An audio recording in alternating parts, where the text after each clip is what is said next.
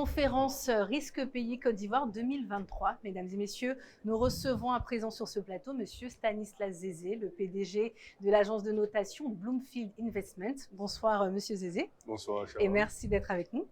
Alors, Monsieur Zézé, vous avez présenté le rapport Risque Pays 2023 et on découvre que la note reste la même que celle de l'année dernière, donc 6,2, pardon, et le pays reste au statut de pays à risque faible. Est-ce que cela veut dire qu'il n'y a eu aucune évolution d'une année à l'autre? Alors, si en réalité, si vous regardez le tableau de résultats, vous verrez qu'il y a eu une mutation à l'intérieur. Évidemment, c'est équilibré. Si vous regardez la performance macroéconomique, elle a perdu 0,2 points, me semble-t-il, à cause de si vous voulez, le léger recul de la croissance économique qui, en été de 2021 à 2022, est passé de 7,4 à 6,7. Donc, évidemment, ce léger recul-là. Et vous avez aussi le déficit budgétaire qui s'est aussi creusé, qui est monté jusqu'à moins 6,5, me semble-t-il. Donc, ces deux éléments ont fait qu'il y a eu un basculement. Par contre, l'environnement politique a pris 0,2 points, donc évidemment a compensé les 0,2 qui ont été perdus, et d'autres catégories, l'un dans l'autre. Il y a eu des mouvements, mais des mouvements qui se sont finalement équilibrés pour donner la même note. Et vous savez, quand on dit que la Côte d'Ivoire est en catégorie de risque faible, 6,2 sur 10, ça laisse quand même une marge de manœuvre de certaines faiblesses qu'on a mis en relief.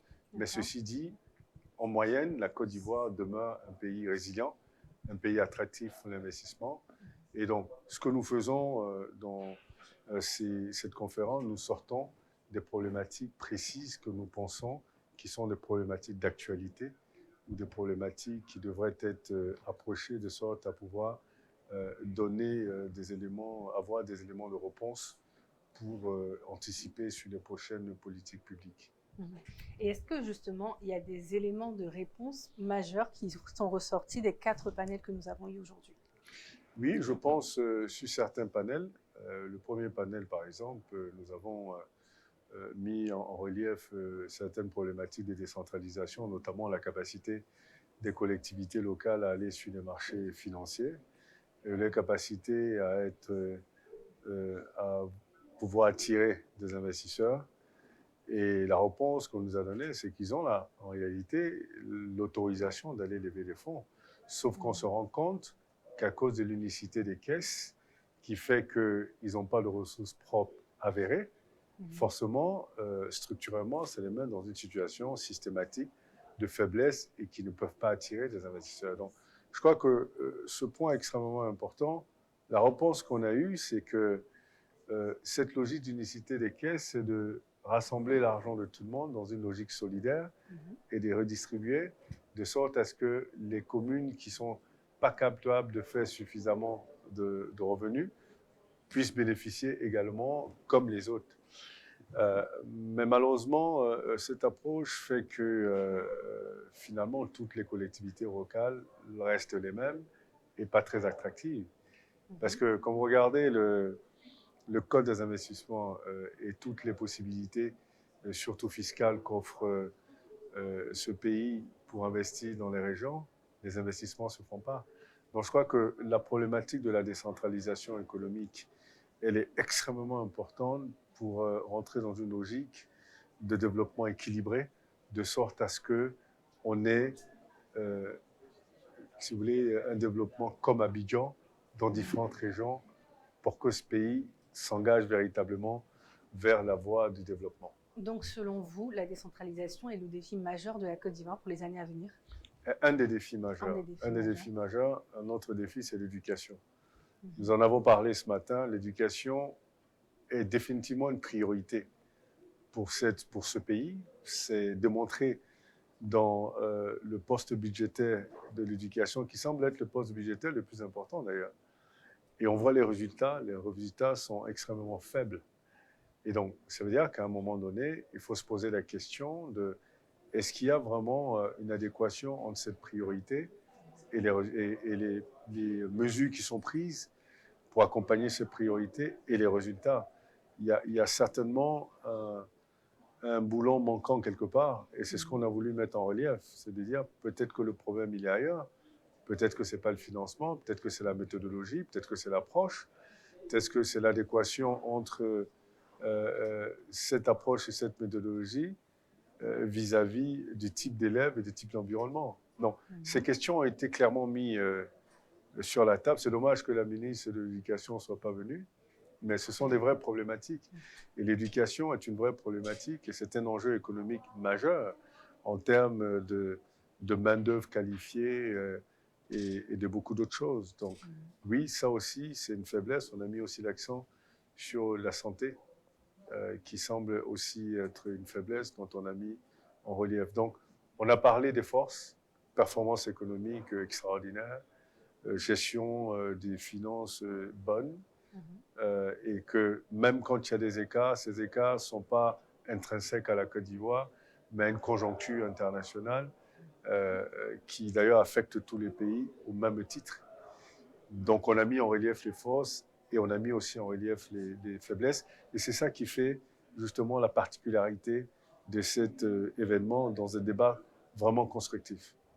Alors, autre point majeur sur lequel vous avez débattu aujourd'hui, la politique. Et ce matin, en présentant votre rapport, vous avez dit que l'élection à venir, donc les municipales et les régionales de cette fin d'année 2023, seront une sorte d'aperçu, d'avant-goût de ce qui nous attend en 2025. Est-ce que vous pouvez expliquer cette Absolument. idée? Vous savez, l'histoire politique de ce pays a bien montré que finalement, entre deux élections, il y a une certaine accalmie. Et les politiciens trouvent le moyen de se parler, de trouver des accords. Et il y a des alliances et des désalliances qui se font. Donc on assiste toujours à une logique d'apaisement, une logique de compromis. Mais les élections viennent être le test véritable de cette stabilité-là. Et je crois que malheureusement, au fil du temps, on s'est rendu compte que les élections ici se terminaient toujours par des problèmes. Et donc aujourd'hui, c'est rentré malheureusement dans la logique des investisseurs de se dire, s'il y a des élections, on observe. Alors que les élections devraient être un événement social et politique banal. Mais aujourd'hui, finalement, il n'est pas banal, il est devenu un élément qui cristallise l'attention et des citoyens et des investisseurs.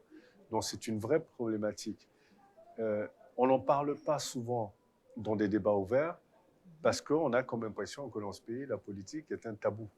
Alors que ce n'est pas un tabou, c'est un sujet comme les autres, comme la culture, comme l'éducation, comme l'économie. Donc il faut pouvoir en débattre. Et l'idée aujourd'hui, c'était de dire, les gens de différentes obédiences politiques peuvent s'asseoir, discuter de façon constructive, sans émotion, et ensuite se parler, se saluer, et se donner rendez-vous à une prochaine discussion. Et de ces débats, on voudrait sortir des éléments pertinents qui permettraient de guider les uns les autres sur ce qu'on peut anticiper sur la stabilité sociopolitique de ce pays.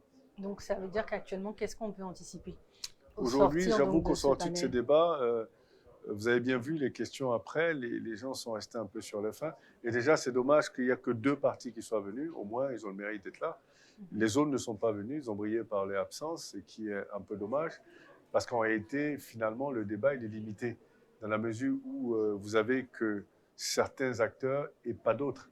Donc l'idée, ce serait d'avoir tous les acteurs dans un débat contradictoire, de sorte à voir quelle est l'offre politique que ces gens proposent aux Ivoiriens et aux gens qui habitent en Côte d'Ivoire et aux gens qui s'intéressent à la Côte d'Ivoire pour des investissements. Donc, je crois qu'aujourd'hui, le débat était incomplet sur ce panel politique parce que tous les acteurs n'étaient pas là. On espère que dans de prochaines éditions, où certainement ce sujet va revenir, on aura tout le monde qui prendra ses responsabilités et rentrera dans le jeu des débats constructifs. Merci Monsieur Zézé d'avoir répondu à mes questions. Donc, je rappelle que vous êtes le PDG de Bloomfield Investment et merci à vous de nous avoir suivis.